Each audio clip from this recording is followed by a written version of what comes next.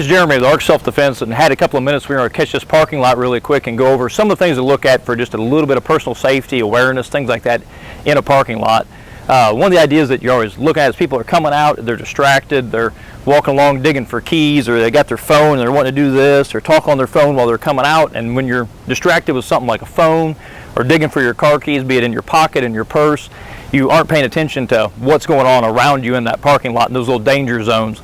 In a parking lot, there's lots of little things that we talk about called funnels, and it's the spots in between cars, or the spot where your car door opens up between the car and the door, also making a funnel. So those are the little spots where you're vulnerable, so we want to be aware of where those are and know the places to look for, where those potential dangers are, so we don't put ourselves in a situation that's dangerous and then be caught in one of those funnels to boot. That's when bad things happen. So essentially what we're looking at is, as you walk along coming out, people have a tendency to stay close to the cars. They want to walk along here because traffic is over here. Well, what you miss out on is these little spots. Every time you pass one, there's a new funnel that opens up of where a potential attacker could come from, that's wanting to grab a purse, grab what you've got, maybe get your keys from you to get into your car. So that's the type of things that we want to avoid. So we don't want to stay real close, and it's okay, it's a parking lot. We should be able to move out away from these cars a little bit. So if I don't get all the way out into traffic, but where I've got a little bit of space as I walk along there, I can see in between the cars and know kind of what's going on in between them. So it gives me space and room before I decide to go into where my car's at and get into that car for whatever. I mean, if I'm dropping off my kids or my groceries or whatever it is. So we're buying that room, but you've got a little bit of room on the outside of those cars as we do that. The other thing to be aware of, obviously, is traffic coming down. So we need to pay attention to where that traffic's coming from, the traffic coming to us, and what's happening here.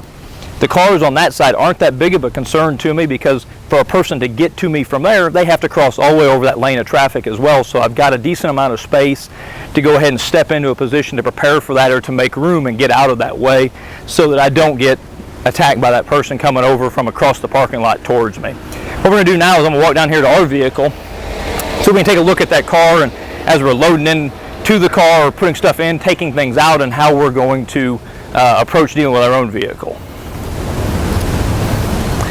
We'll just then cut it in here. Okay, so here we are. We've got down here. So if this is my vehicle, as I've got my bags or whatever it is I'm going to do, the first thing I want to do is get rid of what I'm carrying.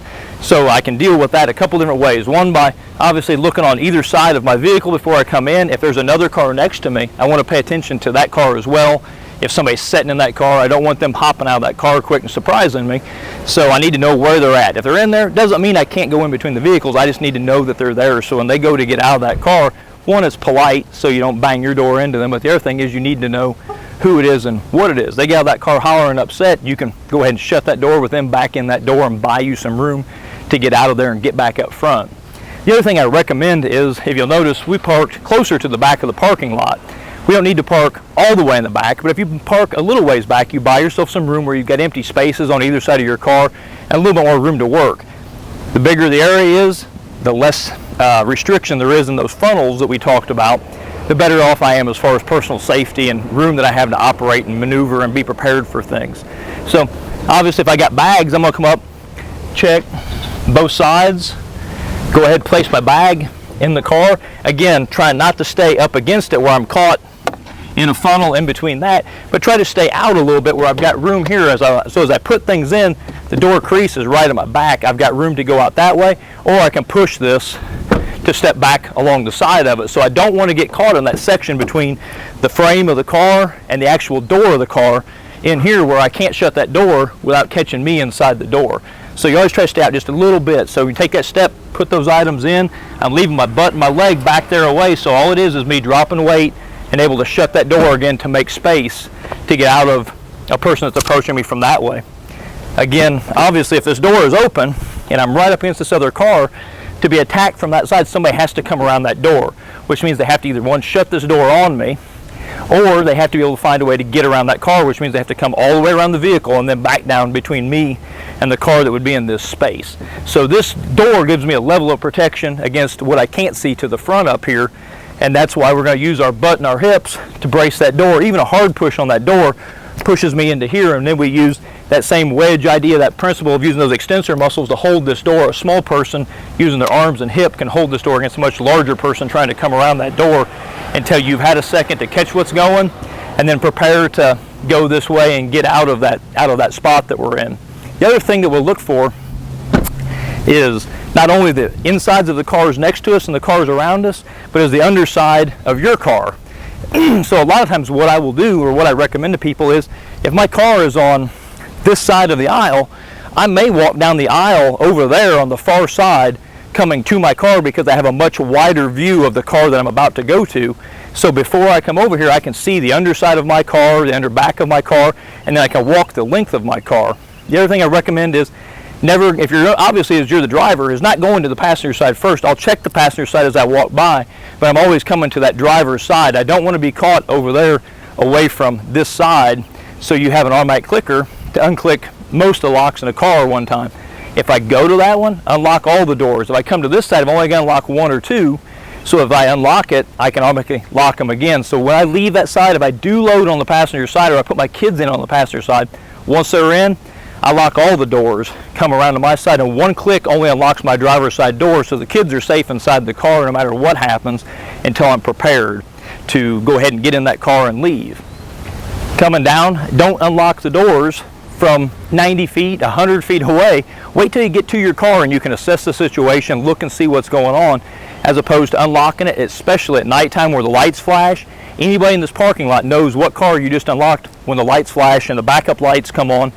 It may as well put a neon sign over the top of your car blinking, "This is where I'm going," so anybody out here that wants to rape, mug, murder, steal, whatever, knows where to meet you at. You've essentially told them exactly where you're going. So a couple of those little things to avoid, things that we can look at as we're coming around, and ways to give us just a little bit of safety. Then if worse comes to worse and the bottom just falls out, it all goes to hell in a handbasket, we go back into those combative moves of self-defense techniques that we've been practicing. But if we can avoid it, by all means, that's what we should do. We avoid it. We don't ever have to fight anybody. It's still a win. We didn't lose. So anyhow, I appreciate it. I hope you find it useful. If you have any questions, be sure to shoot us an email, or if there's something else you'd like to see, drop us an email, let us know, and I'll go out and assess that situation and give you kind of my feedback on it and some safety tips in that area as well. Thanks. Hey everybody, it's Jeremy with Arch Self-Defense and Combat. Another one of those things we were talking about, we did a little bit of video clip earlier on some parking lot safety. Another one of those things we want to talk about was while you're out putting gas in your vehicle. There's a million things that can happen, could happen, but actually here we're in a pretty strong position. Things to think about here are, where are the modes that you could or could be approached or attacked from? So we're looking at coming down this side of the vehicle, that side of the vehicle, or from the front of the pump. So two places we want to look at. One is back against the pump here while we pump gas into the vehicle, so I can see here and I can see there. But a better approach, if at all possible, is to back up against the vehicle, because we know for somebody to get to us from behind that vehicle, I have to come around either end of that vehicle, not something much smaller like the pump.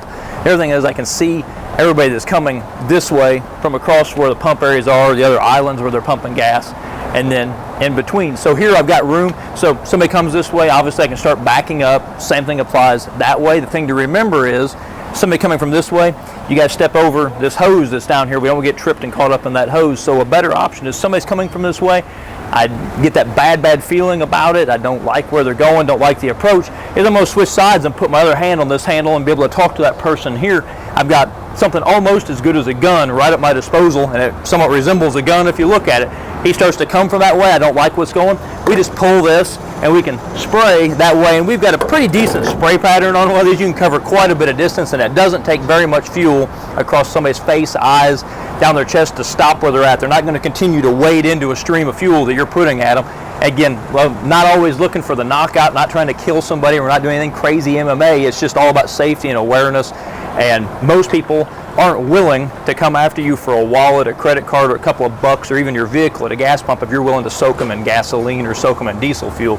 And the same thing applies on this side. If I'm here and I'm pumping and somebody starts coming from this way and I don't like it, again, I just change to that so that I now face up to them, can address what's going on. I'll be pumping with this hand. They continue that. I can tell them, hey, stop right there. I don't know you. Back up. Don't be afraid to be a little bit rude or assertive in the fact that you want your space, your safety, especially if you don't know them or you're in a bad part of town. Who cares if their feelings get hurt? You're about being safe right now. If it's my friend, obviously I don't need to be rude to my friend. I care what they think. But somebody I don't know, they want $1. Hey, give me $1 at the gas pump. No, look, I don't have any money. Go on. they continue up. Again, we just pull this, we can point and spray. If he gets over a little closer and you want to thump him with that nozzle, makes a great handle too. We'll wallop him and lay his little nugget open, and then commence to spraying again. So it's something wonderful at your disposal there, wonderful for self-defense, easy to create space, get out of the way. And if you spray them, things aren't working, run for the front of that building. There's going to be other people out here. If you start raising hell, make as much noise as you possibly can, somebody's going to pay attention, and that guy that was going to be an attacker, his goal at that point is going to be get out of there, go somewhere, get this fuel off of him, and it kind of takes that attack away. So nothing wrong with turning the tides.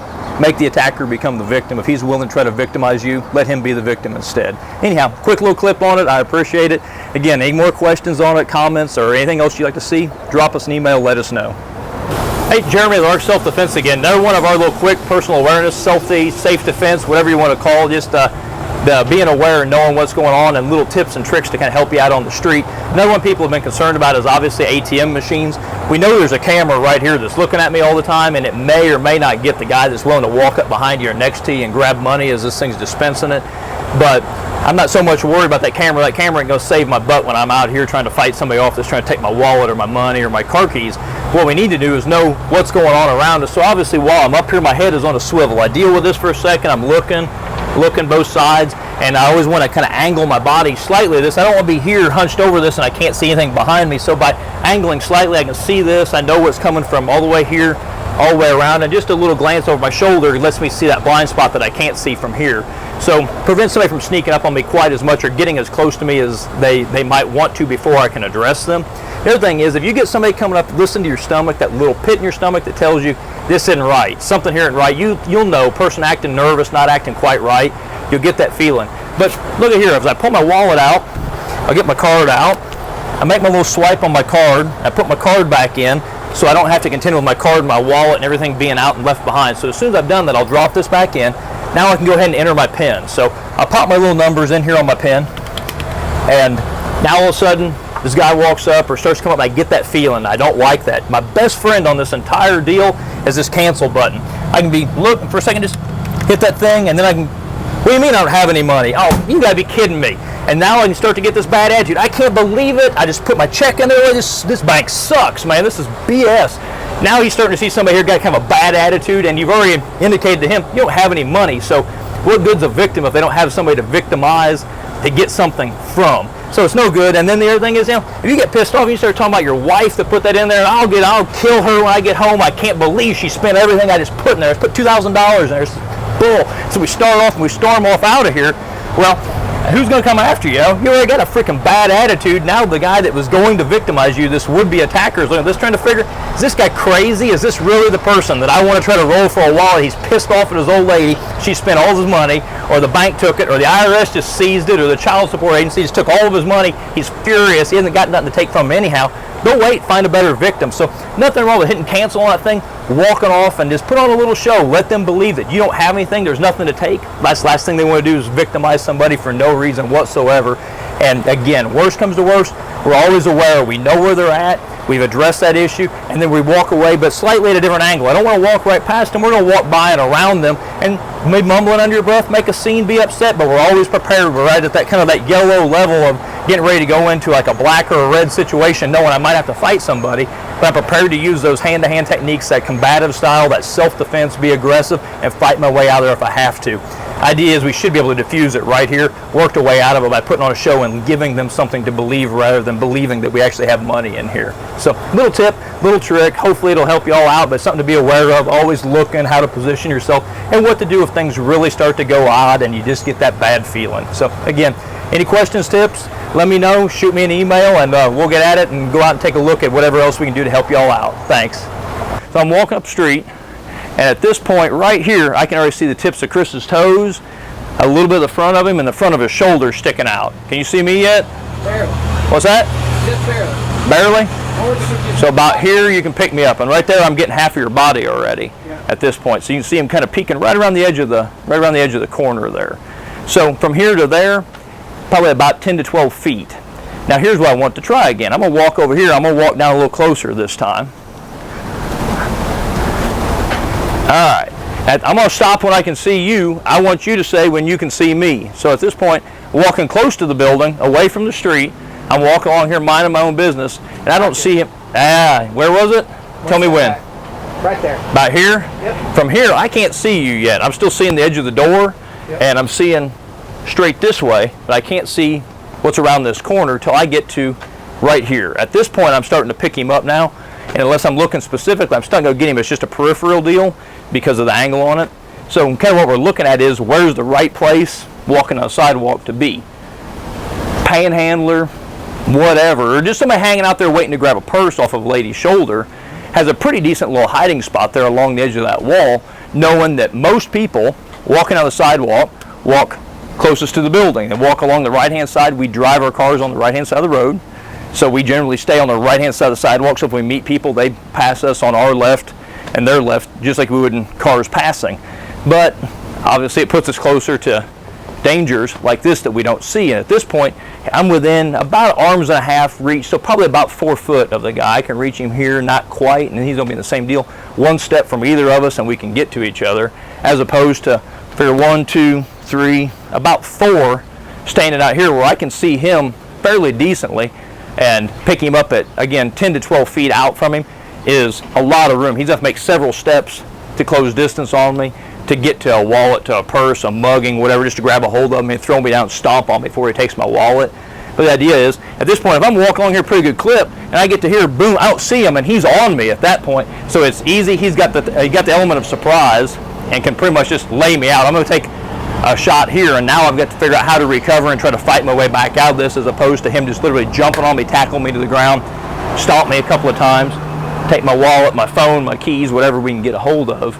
So I'd much rather be here where I can at least acknowledge at this point that I see him, and now we've established that eye contact. We both know we've seen each other, and if he starts out of that corner, I can go ahead and begin to make my retreat back, or I can continue to cover my distance on it here. Now I'm still working that same theory we had a second ago, and once he's within arm's reach, obviously at this point he's not moving one way or the other down the sidewalk. He's coming to me, hasn't said anything. I'm going to cold cock him. I'm going to lay into him so I can again make my distance on it. If he's coming out of there asking, hey, what time is it, or can I have $1, I'm going to approach him slightly different as I would a guy that's just coming directly at me and not saying nothing.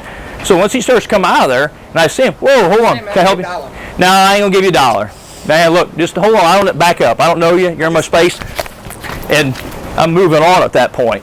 So I'm going to tell him once, maybe twice at some point, but that's all during that time that I'm preparing what I'm about to do. My wheels are turning. I'm looking for the opportunity. I'm looking for him to position hands. I'm looking for him to make a step so I can catch him mid-step, so I know what's happening. If I catch you mid-step, obviously I'm waiting on your weight to come down, and I light into you at that point.